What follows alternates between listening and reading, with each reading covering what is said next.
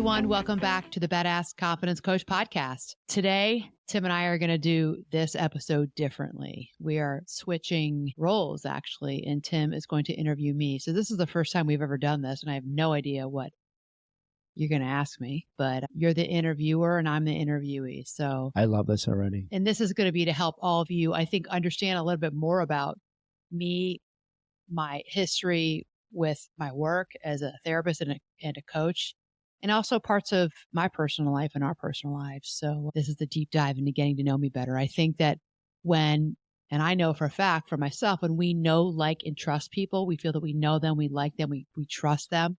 We want to work with them. We listen to them. We want to buy whatever it is you're selling. I know that's true for me. It's true for you. So we've never done an episode like this. So before we get started, though, I'm going to promote my group coaching, which is starting soon. So if you are interested in working with me, if you want to be coached, but you are thinking, I'm probably not going to be able to afford the one-on-one coaching, this is a great way for you to get in working with me at basically a lower price bracket. But I'm giving you so much good information, knowledge, and insight that I give to my one-on-one coaching clients.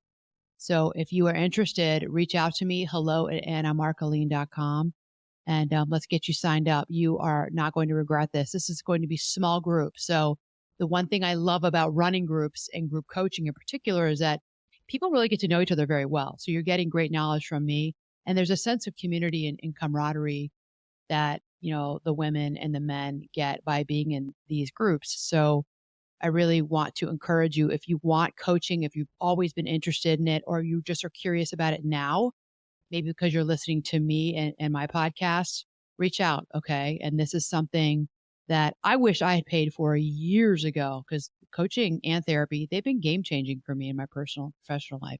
So just want to put that out to all of you.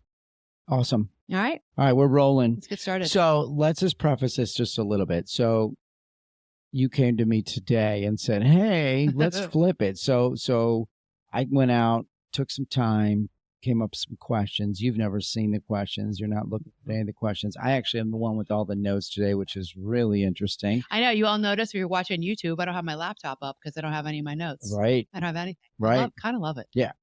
So we're going to keep this, we'll go there a little bit, but we're going to keep this a little bit more on the lighter side. Okay. But I think that it's going to benefit the listener to kind of maybe see a little different side of you that Okay. and maybe show some things that you might not typically show us week to week. Okay. Fair enough? Okay. Okay. So let's start by asking, just to give us a little bit of context, at what point did you know that the world of psychotherapy, psychology, personal development, at what point did you start to figure out that that was something that you wanted to get into? Counseling people and working with people, listening to them talk about their problems, probably when I was 12 years old. I mean, I've been doing this, looking back now, for a good part of my life. I was a little counselor when I was in 5th and 6th and 7th grade. And, you know, my friends would tell me their family problems, you know, what was happening at home. And I would just spend hours, especially on the phone at night, talking to my friends, my boyfriends, about what was going on in their family. I was on the phone so much talking to my friends. I remember my mother saying to me, get off the phone. You know, you got to come downstairs for dinner. You know, that was when we had the old school phone, the long cords.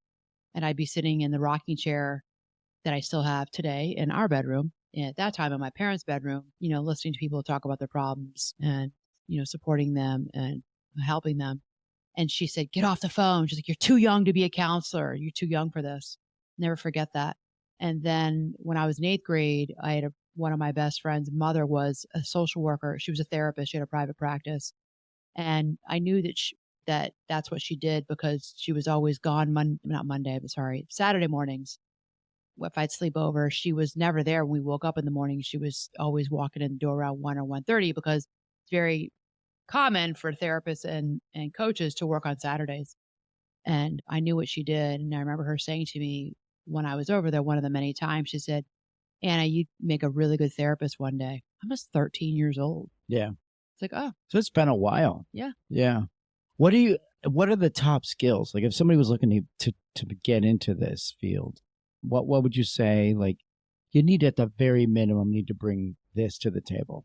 You need to bring an interest in other people. You need to bring an interest in human behavior to the table. Okay. You need to have patience. You need to be interested in the deep dive, the deep conversations, not just the more shallow ones.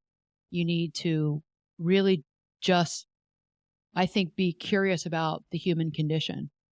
A psychologist many years ago who mentored me when I was in high school said, take all the classes in college.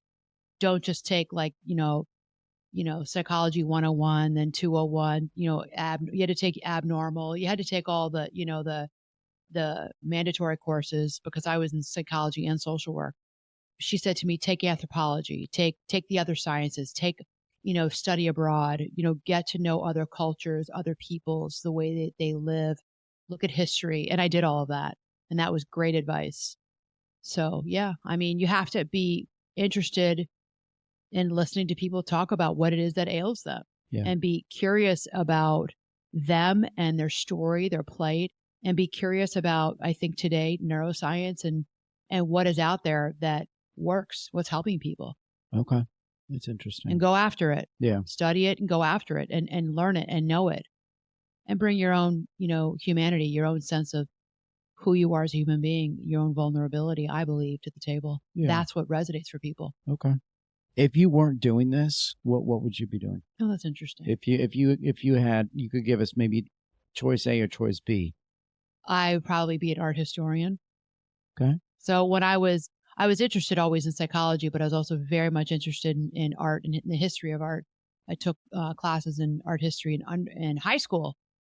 And when I got to college, I continued to take those classes, but I fell in love with Rome, especially when my parents took me there when I was in high school.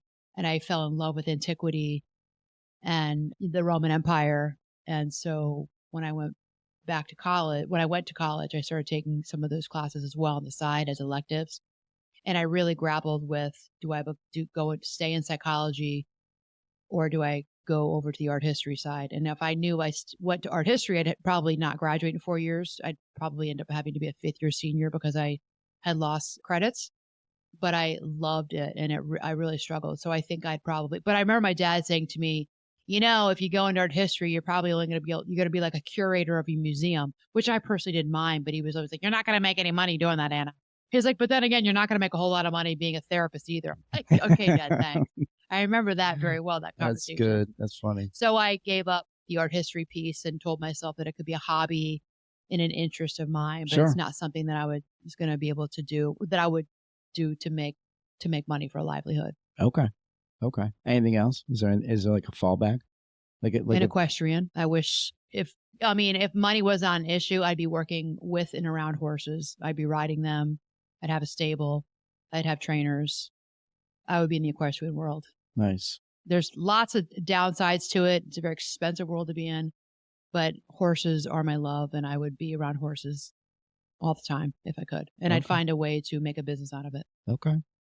Nice. So maybe I'll combine at some point in the future, the psychology with the equine and do like an equine therapy. I don't know. I've never really thought about it, but I love to be around horses. That could work. Yeah. That could work.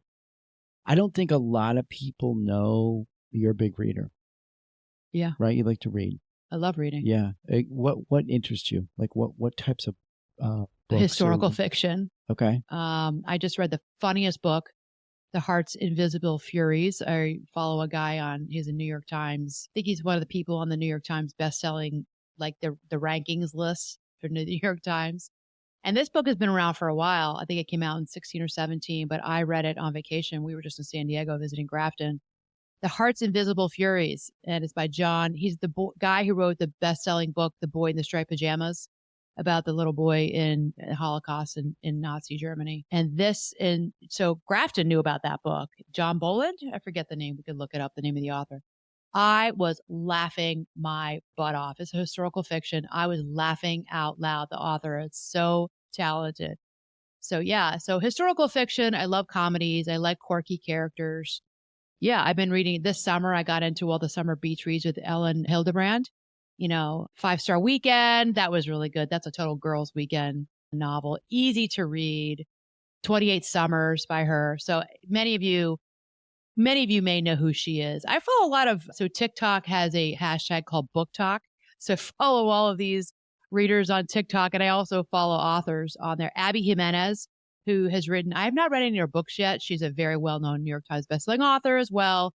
She's got a lot of fun romance novels out. I follow her, but I follow her because I want to see her dog. She has a poodle pointer who's a crazy looking dog. He's their hunting dog. But the dog seriously looks like he's the character in Old Man the Sea, or he looks like he should have a raincoat on, like working up in the lighthouse. The dog has a beard. It's a female. She has a beard. I'm not really sure what to think about this, but okay. I love her dog. So follow Abby Jimenez on TikTok, everybody, and go check out her dog. The dog is such a great looking dog. Anyways. Okay. Yeah. So I like all different kinds of books. You know, I can get into, I'm still haven't finished Ulysses S. Grant. I like fell in love with Ulysses S. Grant to the point where I made you come with me to see where he was born in Kentucky. That was actually pretty fascinating. Then we went to his boyhood home. Yeah. Now we have to go to Galena because he lived in Galena. So I'm fascinated by him because he has a real mental health history of addiction, alcoholism, and depression. And he became the 17th president of the United States. I mean, you want to talk about somebody who was down in the dumps and probably many, many, many days couldn't see a foot in front of him because of his depression and his drinking.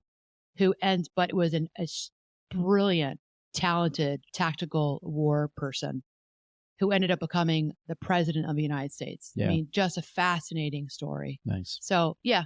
I mean, I could go on. I love to read and I love to talk about. You're a reader. Yeah. That's cool. I'd rather read than watch shows on TV now, which is good. So now I'm waiting for you to follow suit. Okay. See where that goes.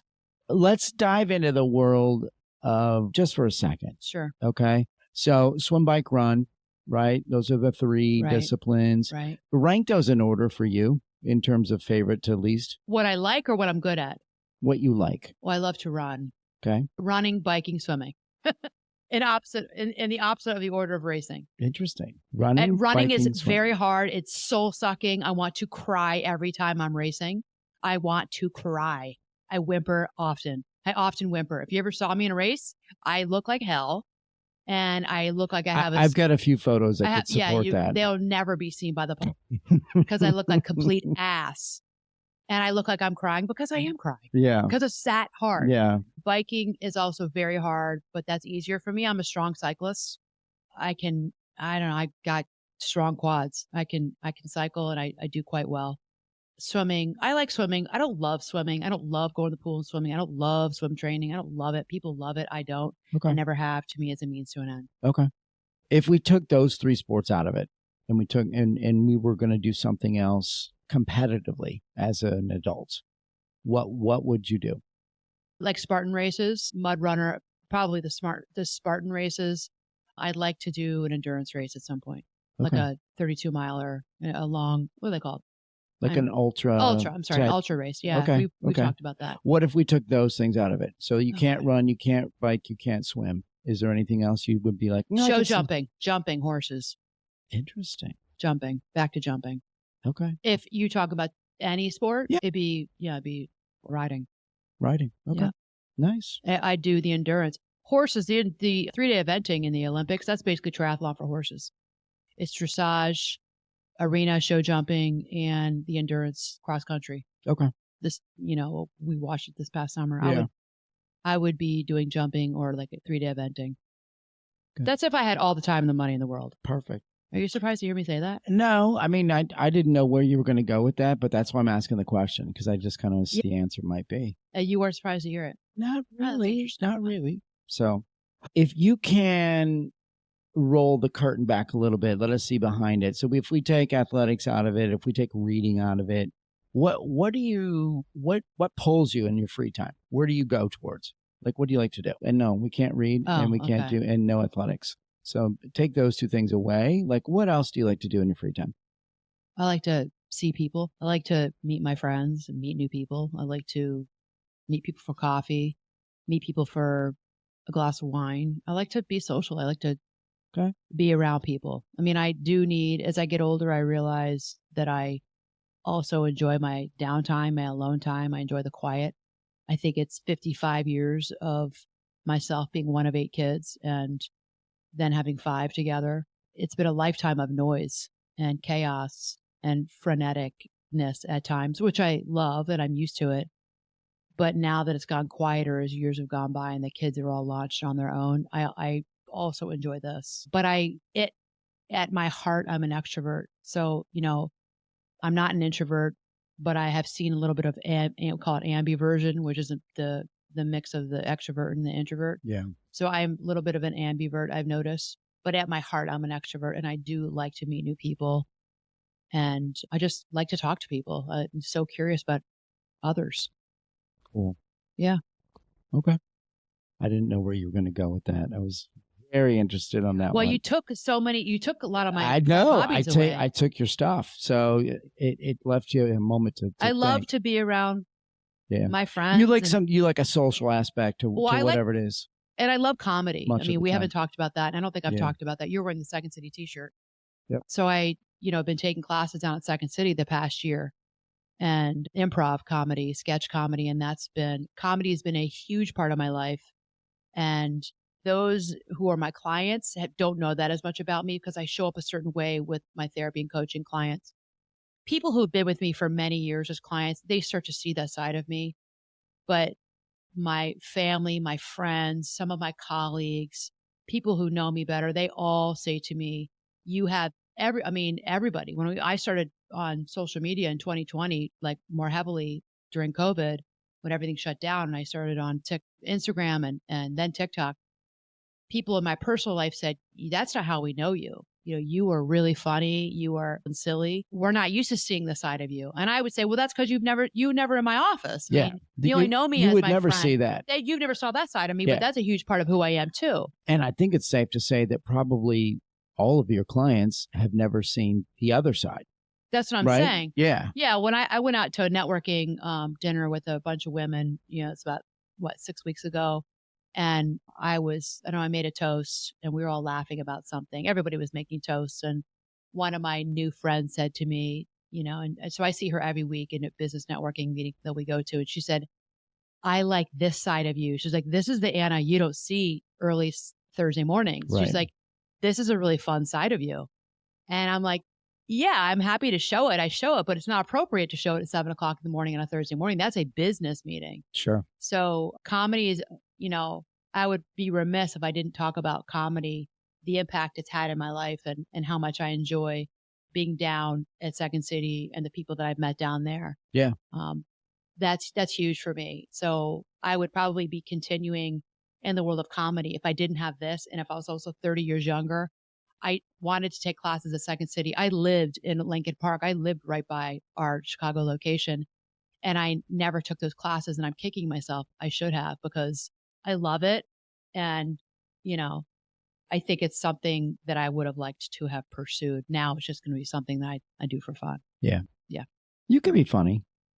Yeah, I can be. I can be. I'm snarky. I would say I would categorize you more goofy than funny. Yeah. But I think in your goofiness, funny shows itself. My friends say to me, you have a witty sense of humor. Yeah. You have you make comebacks very quickly that are funny. Yeah. It's funny. I don't see it, but they're like, no, you're witty. Like the stuff you say is hysterical. I'm like, oh, that's hilarious. Yeah. So we talk a lot about nutrition. Yeah. Together. And podcasts, the guests that come on. Yeah. And you've had people that have come in, experts that have come in and kind of talked on that topic.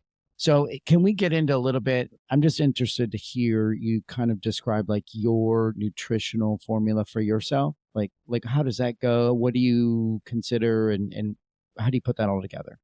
Well, okay. So this is nuanced, very nuanced for me being a menopausal woman. It's changed over the years. It has always been around getting enough protein in. And that's been since I started really paying more attention to my nutrition when I was in my late 20s, early 30s. Now, in my late 20s, I had 2 babies pretty much back to back and had gained 50 pounds both times. And I was a pretty small person. I always have been. I was the girl that my friends hated. I'll admit it. I mean, they were like, one of my coworkers, and I was working at my first job after graduate school. She goes, Anna, you are a fat girl in a thin girl's body. She used to always say that to me because it bugged me. What? She goes, you're a fat girl, thin girl. Because she was plus sized Okay. and it bugged her. She was my best friend. What does that even mean? You're a fat girl Because and it bugged her. yeah. I mean, she was also like, I was 25, she was 55. I was white, she was black. Okay. She was my work wife. We were always together because we worked in maternal and child health together. We were the only two counselors in maternal and child health. So I was always with her. We were at the same meetings. We overlapped with the patients. Like she'd have the mother, I'd have the baby in the neonatal unit, or we called it the graduate nursery, babies who were sick but not real sick. Anyway, so we were always overlapping and shared caseloads and patient loads together. And so we became best friends. We were joint at the hip as much as we could be while in the hospital. And we were always eating together, and we always went to the same, like, nursing, the nurses would have parties, and we were all a part of the nursing staff more than we were our own department. And, I used to eat I just ate a lot. I could eat a lot and I could wolf down food, and I would really gain weight. And she drove her nuts. And she's like, oh, I can't stand how you can eat like that. And she's always like, Anna, you are a fat girl, a thin girl's body. Okay, I get it now. I loved it. It was so funny. That's funny. So, it wasn't, but then when I had the girls, I gained a ton of weight, but that was because I didn't know how to manage my pregnancy. I didn't know how to manage the sick feeling I had 24 hours a day. I used to say, forget this, morning sickness. This isn't morning sickness. This is 24-hour sickness. I forget 3 months. For me, it lasted, it did end at the beginning of the second trimester. So it did completely end for me, but it was intense with a profound tiredness and the nausea and vomit. Nausea all the time. And then sometimes I would vomit. Vomiting felt better actually for me than to keep that nausea going. It was terrible. And one thing that helped me was eating a lot of carbohydrates, breads. It would settle my stomach. So I did that the first 2 pregnancies. I didn't know how to do it any different, but I had all this weight that I had to lose. And so I just did it by just watching what I was eating, and I would take the stairs at work. I didn't work out at all then because I worked full time and had a baby, and I didn't want to take any time away from the baby at night. So I wasn't going to go work out. And then after Marissa was born, number 2, I lost the weight, like I just said. And then I started running. My sisters were running, and I was a little envious because I lived in Chicago. They lived in the DC area, and they were running 5Ks and 10Ks together. And I just could not imagine running 6 miles. I could not imagine running. I couldn't even fathom that. It like my mind blew up thinking about running 6 miles. But I was a little envious of their togetherness and how much they enjoyed training together and going to the races together. So I said, screw it. I'm going to try and do this. If they can do it, I can do it. And I love a good challenge, and I'm competitive. So I started doing a walk jog after my second was born. And pretty soon, I would tell myself, I'd walk outside or walk in the indoor track in the winter. And I told myself, okay, just jog to the next telephone pole, and then you can walk. Okay, now jog to that telephone pole. And that's what I did. And then pretty soon I noticed that I didn't need to walk. I didn't need as many of the walking breaks. And then I took less walking breaks. Before I knew it, I could run a mile without stopping. That's how my running journey started. And what was it at that point that nutrition started to kind of come into focus for you? Or? Yeah, okay. The zone diet was big at the time. Okay. And my husband at that time was talking about it, and his coworkers where he worked were talking about it. And I was like, what are you talking about? I'm not a diet person. I don't care about any of this. But then he was just talking about it. It was also in the news. It was in magazines. This is like right when the internet had started. So we were still looking at magazines, and I was seeing it showing up in the women's magazines. I was like fashion magazines and fitness magazines. I'm like, all right, well, I guess so I bought a book about eating more high protein, and I started to make an effort to eat higher in protein. And I didn't care about fat, but I knocked off some of the carbohydrates because I ate a lot of bread. I'm Italian. I ate a lot of pasta. And I just changed to a little less pasta and a little bit more chicken, or a little bit more, cottage cheese. And I just dropped weight. I lost all that baby weight, started running. And I was like, oh, wow, this is interesting. And then I realized that protein was important for me. I felt better when I had more protein in my diet, and it became a lifestyle. Now, triathlon. So that was that, but that was through my 20s and my 30s. And then with triathlon training, you have to eat a lot of carbs. So you're going back to carbohydrates to fuel yourself. You're kind of pushed into considering it even more at that point. You have to go back to it, or you will bog. You Yeah. will not be able to sustain, endurance training Right. for that sport lifestyle. So I went back to it, went back to eating bars, Cliff bars, high carbohydrate, and I did very well. I could basically went back to I could pretty much eat whatever I wanted. I wasn't actually eating enough for all the training, but most triathletes, they say don't eat enough because the training is so intense. You're doing 2 days, 5 days a week. One day you're doing one workout, maybe you're just going for a run, and then you have one day completely off. But 5 days of 2 days, 6 o'clock in the morning swimming, and then running it, for 45 minutes at 6 o'clock later that night, that requires, and then in between, I'm seeing clients all day. That requires so much mental and physical energy. I could pretty much eat whatever I wanted. And then perimenopause, I noticed some changes. And then menopause hit, and wow. I mean, I could do a whole podcast episode on perimenopause and menopause alone because I've been down this road. And I think that there's information that's been coming out in the last year and a half alone that's been helpful, but no one talked about this 3 or 4 or 5 years ago. I reached out to people on YouTube, creators, nutritionists, dietitians. No one knew how to help me because I just saw this weight come on. So the last 20, 30 years, well, no, 25 years, I really focused on getting more protein in my diet. But I realized in those menopausal years that I'm in that I wasn't still eating enough protein. If you're bodybuilding, if you're trying to, keep your muscle mass, if you're trying to look good, you got to eat more protein. And most of us are not doing it. It's hard for me. I still don't reach those numbers every day. It's really, Yeah. really, really Well, hard. even now. So we eat well, and we're conscious of the types of food. And still don't get in like 120 grams of protein every single day, 7 days a week. Yeah. It's really, really hard. So for all of you out there, I mean, I do talk about this. I know too, it's also hard for me. I fall short of it. I do the best I can. Some days I don't do the best I can. Some days I don't because it's not in my head and I'm busy with other things. And I'm just like, I have to go to the grocery store. I don't have any more chicken and I don't want to put a freaking another chicken breast in my mouth. True. We get sick of it. I've gotten sick of ground turkey. You get sick of the same things, and that has affected our protein intake. Yeah. So the caveat being that I'm going to skip over this because this is a whole other episode of triathlon training and nutrition that went along with that. This is a whole other part of my life. Mm-hmm. I will say this. When I was struggling and racing and not getting on the podium and not doing as well, number one, I got a new coach, and that was a game changer. Liz was amazing. Number two, I got a sports dietitian, and she was game changing. Heather. Lean on the experts, right? Go to the experts. If you want to make, this is what I talk about with, I talk about this with life coaching. I talk about this with therapy. I talk about it with sports coaching. I talk about it with, you want to change the composition of your body. You got to go to the experts. We all need to don't go to YouTube University. That's general information. You can listen to my podcast. You're getting good information. I have some really good guests on. But they are giving you general information. I'm giving you general information because you're not my client. I'm not your therapist. If you're working with me, that's different. That's very different. I'm giving you therapy advice, insight. I'm giving you coach advice for you. I'm working on you, on, let's say, Joe or Susan. I'm working on, based on what you're telling me, what you're sharing with me. Here's my advice to you. Here's my insights for you. Here's a therapy I'm going to work on for you. I know what therapies you need once I get to know you. But when it comes to social media and YouTube, I am, and we are all putting out generalities.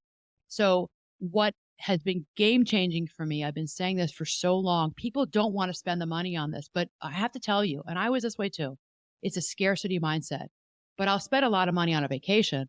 I'll spend a lot of money on my pumpkin spice latte from Starbucks.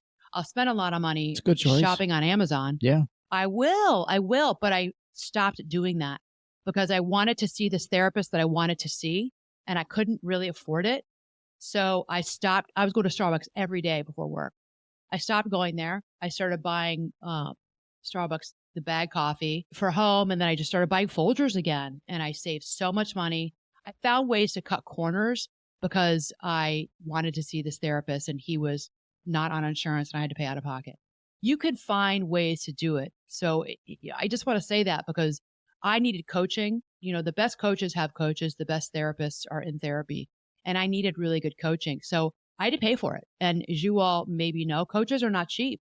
and were not covered by insurance. And I knew I needed it. And it was game changing for me personally, in my personal life, and professionally as a coach myself to others. Nice. So I want to say that.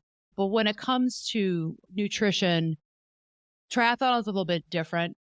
But what I'll say this to end this, what got me through was my sports dietitian.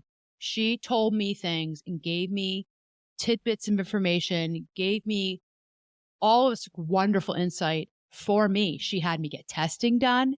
I got my inflammation testing done. I got allergy testing done because she couldn't figure some things out with me either. And she's like, all right, you need to go get blood work.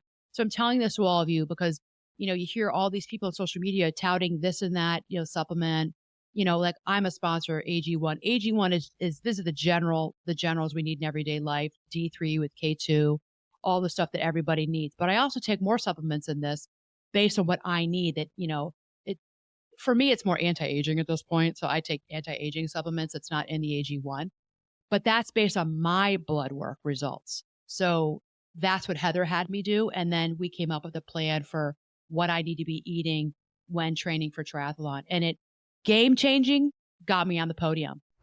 It's important to me that the supplements I take are of the highest quality. And that's why for 5 years, I've been drinking AG1. Unlike many supplement brands, AG1 conducts relentless testing to set the standard for purity and potency.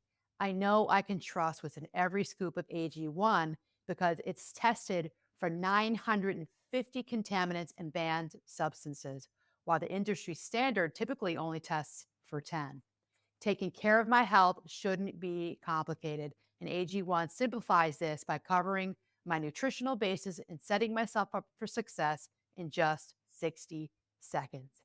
AG1's ingredients are heavily researched for efficacy and quality, and I love that every scoop also includes prebiotics, probiotics, and digestive enzymes for gut support. So if you want to replace your multivitamin and more, start with AG1.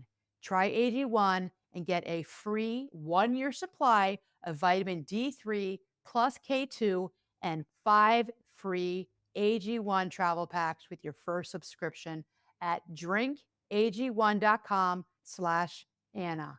That's drinkag1.com/Anna.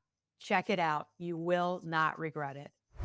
Like I said, triathlon training, the nutrition piece, that's like we talk about swim, bike, run, the 3 parts of a triathlon.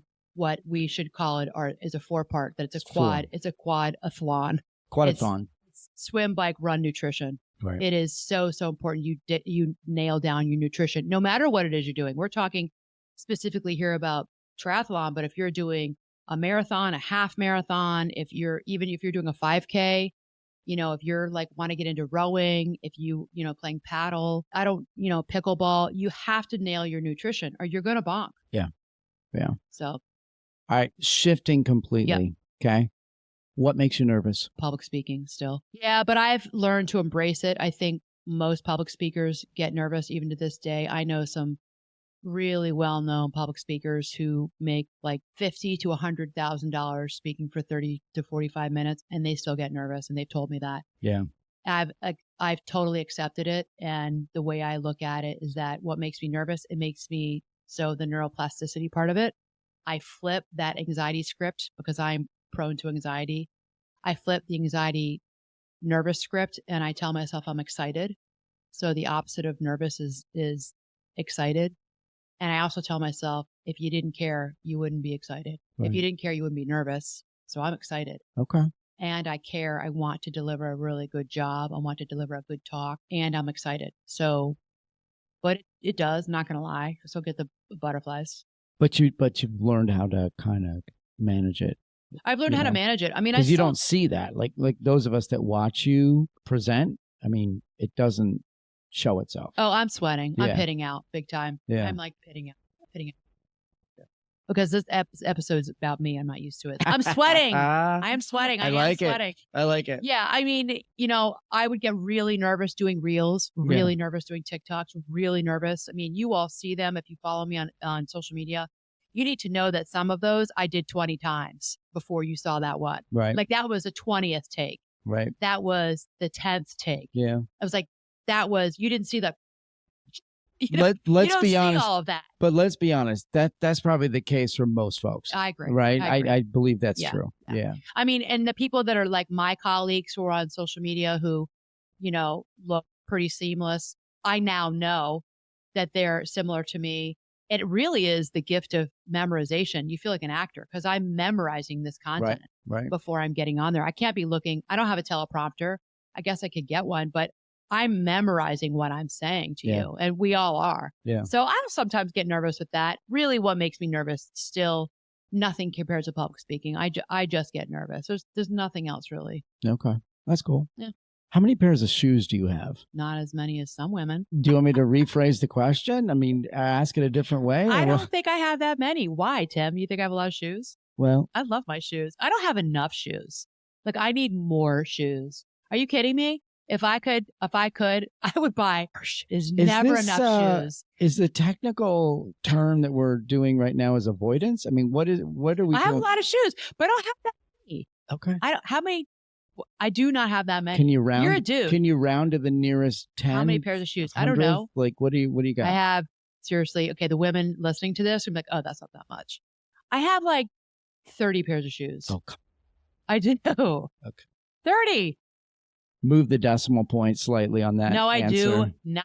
What? I'm not like the Kardashians or like, Lisa Vanderpump, who's got like a, entire bedroom for shoes. I'm not like that. Yeah. And it's not enough. I want a lot more shoes. Are you kidding me? I know. See, I'm into shoes. I have a lot of friends who are into their bags. I'm not into bags. I could care less about bags. My bags are from TJ Maxx or Amazon. I am not spending money on a bag. I just don't value it. It's also like people who, I saw this advertisement on TikTok for pajamas, like silk pajamas. I'm like, are you kidding? I'm wearing a Rehoboth Beach t-shirt from 30 years ago that I found in my brother's closet when I was home this summer with holes in the armpits. I mean, that's what I'm wearing. I think that we could make an argument that you dress like a 14-year-old teenage boy most of the time, right? I mean, that's pretty accurate. Big, huge, oversized sweatpants and big, huge, oversized t-shirt. Like, I don't care about pajamas. Yeah. I don't care. Sorry, I know you're not going to like this, but I don't care about lingerie anymore. It's all good. Much to Tim's dismay. I don't care about it. I don't want to try it on. I don't want to spend money. I don't want to look at. I do not want to go into Victoria's Secret or even order it. I don't want to try it on. I don't want to look at my body and that stuff. And it's coming off in 2 seconds anyway. Sorry. I mean, we have a great sex life, but that's not a part of it anymore because I don't care about the stupid lingerie.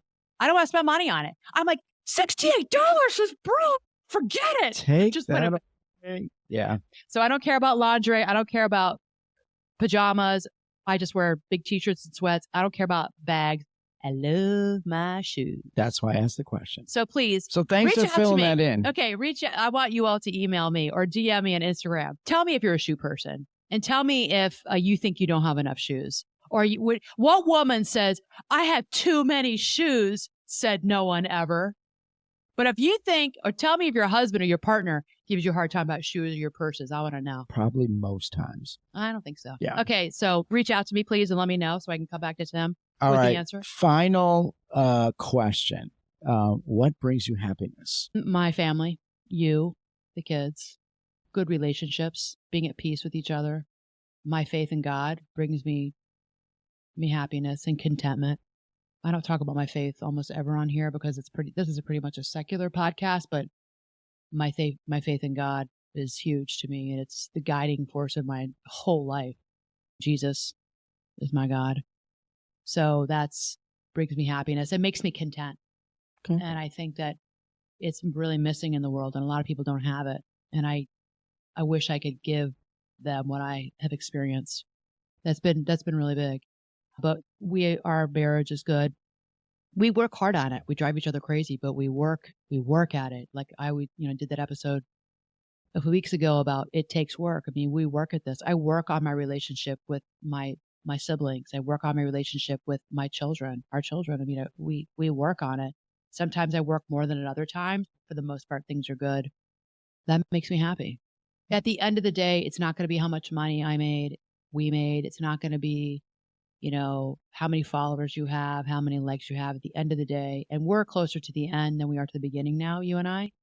At the end of the day, it's the people that you love and loved you and the the mark that you left in this world. It's who did I help? Did I help people?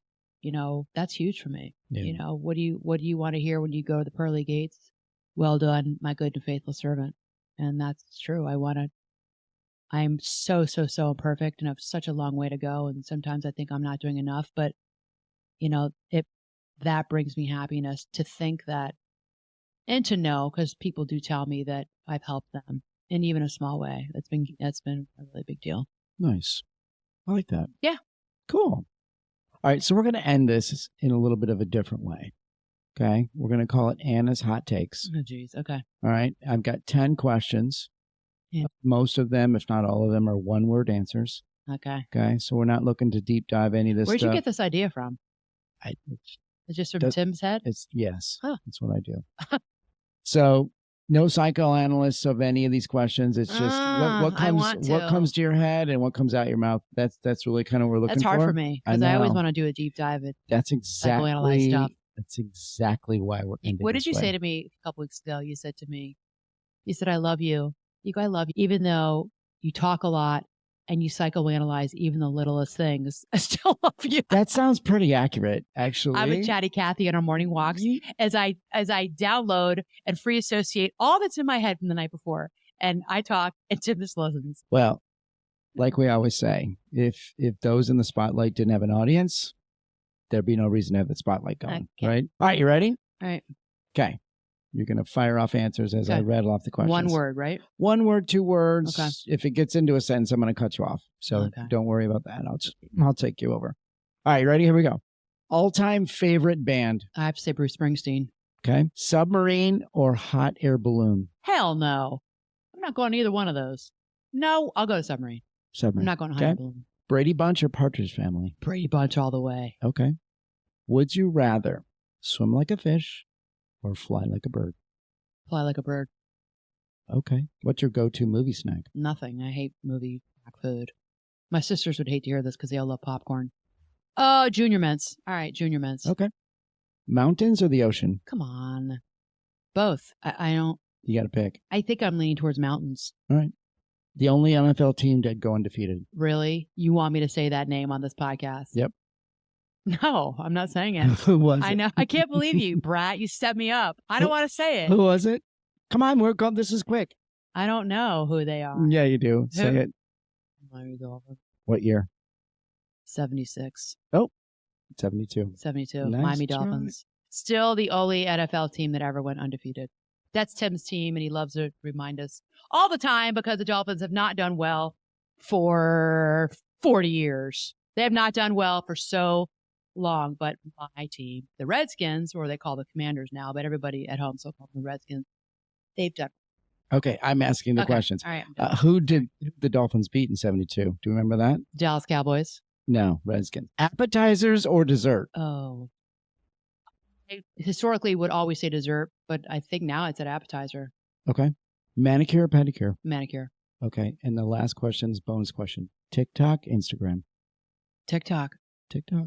There you go. Yeah. You know what? TikTok I started watching it, got on it during COVID just because I had time, right? To watch like pranks and animals and everybody doing those dances. But now it's long form. It can be up to 8 minutes. So I actually everyone, ABC News is on there. Like the news is on there. Yeah. I get recipes off there. I follow all these book talk people.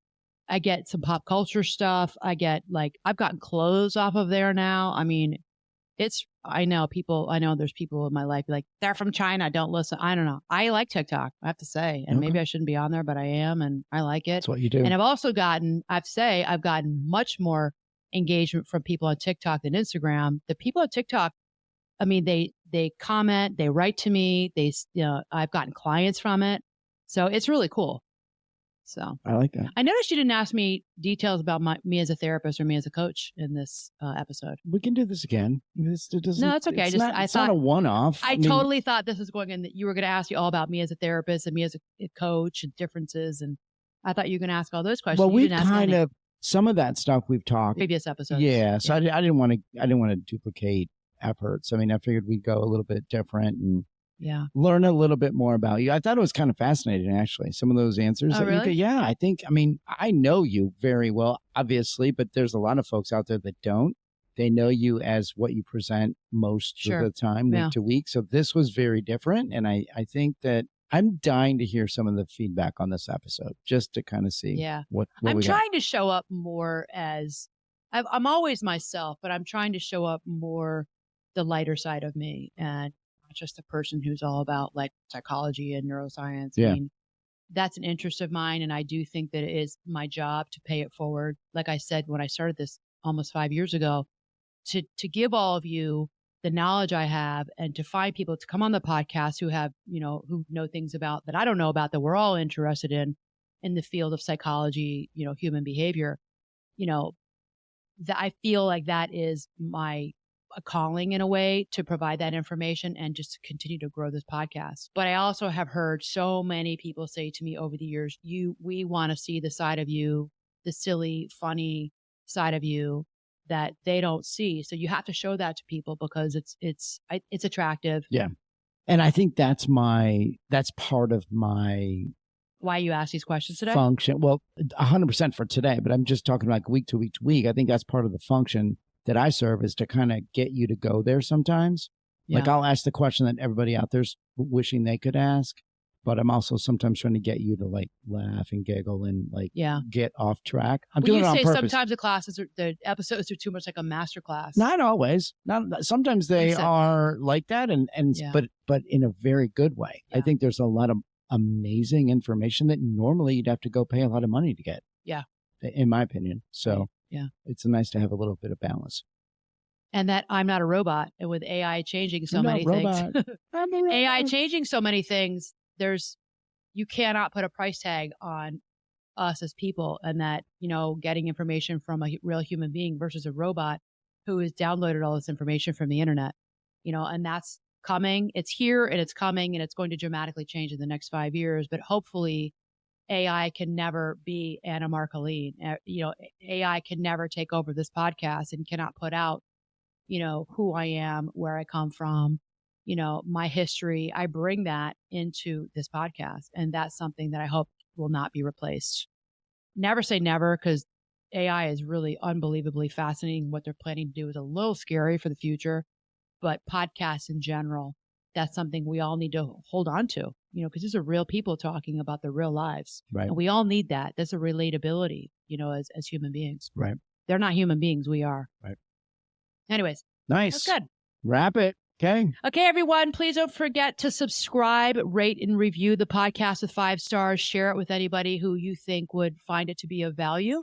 And we will see you next time. Mad love.